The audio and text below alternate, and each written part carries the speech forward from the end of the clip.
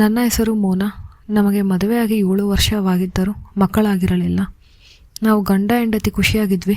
ಆದರೆ ಅಕ್ಕಪಕ್ಕದವರು ಮತ್ತು ಮನೆಯವರ ಮಾತಿನಿಂದ ನಮಗೆ ಬೇಜಾರಾಗಿ ನಾವು ಡಾಕ್ಟರ್ ಹತ್ರ ಹೋದ್ವಿ. ಆ ಡಾಕ್ಟರ್ ನಮ್ಮ ಮನೆಯವರಿಗೆ ತಿಳಿದವರೇ ಆಗಿದ್ದರು.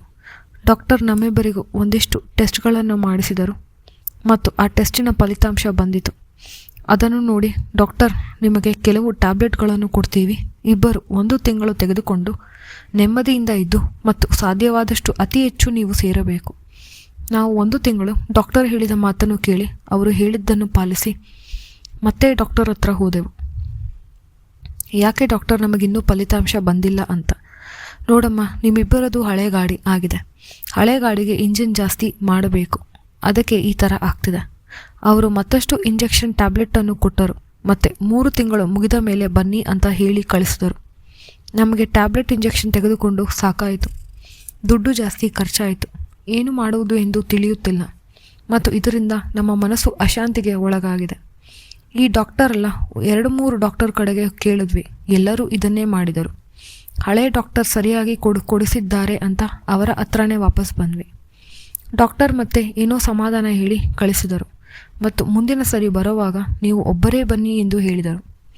ನಾನು 1 ತಿಂಗಳು ಬಿಟ್ಟು ನಾನೊಬ್ಬಳೇ ಹೋದೆ. ಈ ಸತಿ ಎಲ್ಲ ರಿಪೋರ್ಟು ತೆಗೆದುಕೊಂಡು ಡಾಕ್ಟರ್ಗೆ ಕಾಯ್ತಾ ಇದ್ದೆ. ಎಲ್ಲರೂ ಇದ್ದು ಆಗೋವರೆಗೂ ಡಾಕ್ಟರ್ ನನ್ನನ್ನು ಕರೆಯಲಿಲ್ಲ ಮತ್ತು ನನ್ನನ್ನು ಕರೆದು ರೂಮಿನಲ್ಲಿದ್ದ ನರ್ಸ್ನನ್ನು ಆಚೆ ಕಳಿಸಿ, ನೋಡಮ್ಮ, ಇವತ್ತು ನಾನು ಹೇಳೋದು ಮತ್ತು ನಾನು ಪರೀಕ್ಷೆ ಮಾಡೋದು ನಮ್ಮಿಬ್ಬರ ಮಧ್ಯೆ ಇರಬೇಕು. ಯಾಕಂದರೆ ನಿಮ್ಮಲ್ಲಿ ಒಂದಿಷ್ಟು ಅನುಮಾನಗಳು ಇದ್ದಾವೆ, ಆದ್ದರಿಂದ ನಿಮಗೆ ತೊಂದರೆ ಆಗ್ತಾ ಇರೋದು. ಅದಕ್ಕೆ ನೀವೇನು ಹೆದರಬಾರದು ಮತ್ತು ನಾನು ಏನು ಪರೀಕ್ಷೆ ಅದನ್ನು ಮಾಡಲು ಬಿಡು. ಯಾರೂ ಇಲ್ಲದ್ದನ್ನು ಖಚಿತಪಡಿಸಿಕೊಂಡು ಡಾಕ್ಟರ್ ನನ್ನನ್ನು, ನೀನು ಬೆಡ್ಡಿನ ಮೇಲೆ ಮಲ್ಕೋಮ, ನಾನು ಪರೀಕ್ಷೆ ಮಾಡಬೇಕು. ಡಾಕ್ಟರ್ ಸ್ಟೆಥೋಸ್ಕೋಪ್ ತೆಗೆದುಕೊಂಡು ಉಸಿರಾಟ ಪರೀಕ್ಷಿಸಿದರು ಮತ್ತು BP-ಯನ್ನು ಚೆಕ್ ಮಾಡಿದರು. ನೋಡಮ್ಮ, ಚೆಂಡು ಮತ್ತು ಹೂವನ್ನು ಹತ್ತಿರದಿಂದ ಪರೀಕ್ಷಿಸಬೇಕು. ನಾನು ಆವಾಗಲೇ ನನಗೆ ತಿಳಿಯುವುದು ಏನಾದರೂ ತೊಂದರೆ ಇದೆಯಾ ಅಂತ. ಚೆಂಡನ್ನು ಹಿಂಡಿ ಸೂಕ್ಷ್ಮವಾಗಿ ಗಮನಿಸಿದರು ಮತ್ತು ಹೂವನ್ನು ಅಗಲಿಸಿ ಹೂವಿನ ಒಳಗೆ ಕೈಯನ್ನು ಇಟ್ಟು ಪರೀಕ್ಷಿಸಿದರು. ನಾನು ಹಾಗೇ ಮಲಗಿದ್ದೆ. ನೋಡಮ್ಮ, ನನಗೆ ಈ ಥರ ಪರೀಕ್ಷೆ ಮಾಡಿದರೆ ಏನೂ ತಿಳಿಯುತ್ತಿಲ್ಲ ಮತ್ತು ನಿಮಗೆ ಸ್ಕ್ಯಾನಿಂಗಲ್ಲೂ ಏನೂ ಗೊತ್ತಾಗುತ್ತಿಲ್ಲ. ಅದಕ್ಕೆ ನಾನು ಸಣ್ಣದೊಂದು ಇಂಜೆಕ್ಷನನ್ನು ನೀಡುತ್ತೇನೆ, ನೀವು ಹೆದರಬಾರದು. ಡಾಕ್ಟರ್ ಒಳಗಡೆ ಹೋಗಿ ತಯಾರಿ ಮಾಡಿಕೊಂಡು ಬಂದರು ಮತ್ತು ನನಗೆ ಕಣ್ಣನ್ನು ಮುಚ್ಚಲು ಹೇಳಿದರು. ಇಂಜೆಕ್ಷನನ್ನು ನೋವಾಗಲ್ಲ, ಹೆದರಬೇಡ. ನಾನು ಕಣ್ಣು ಮುಚ್ಚಿದೆ ಮತ್ತು ಡಾಕ್ಟರ್ ಅವರ ಇಂಜೆಕ್ಷನನ್ನು ನೀಡಿದರು.